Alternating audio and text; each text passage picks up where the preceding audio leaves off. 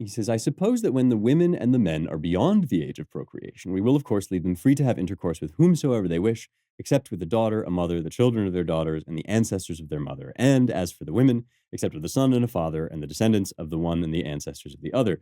And all this only after they have been told to be especially careful, never to let even a single fetus see the light of day, if one should be conceived, and if one should force its way to deal with it on the understanding that there's to be no rearing for such a child. That's certainly a sensible statement, says Glaucon, but how will they distinguish one another's fathers and daughters and the others you just mentioned?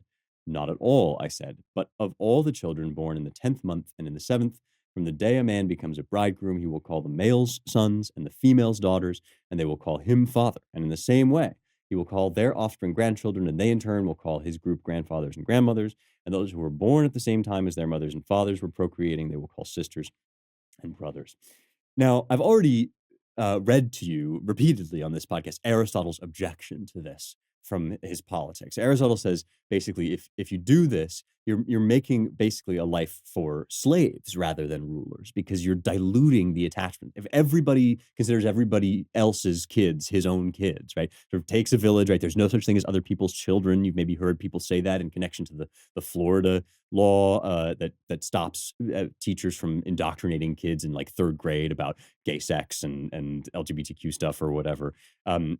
This Florida law has created a reaction in which basically the idea is your children belong to everybody, and what that really means is your children belong to the state, right? Your children are going to be taught that they can be genderqueer and 50 different genders and whatever your objections are, right? And so the Aristotelian objection to this, besides that it's a nightmare scenario, is that your children are actually yours, and that intensifies your love for them. And we've seen this in the way that people have reacted to discovering what people like Terry McAuliffe and the alphabet crazies really want is to basically communize child rearing. And people respond to this with great horror because they love their children. And so this is essentially what Plato, that human impulse, that natural impulse, Socrates is essentially amputating that in this book. He's doing his best to condition you out of your attachments so that he can have his perfect state, right? And he's basically saying, if you want the perfect state, this is what you have to do, right?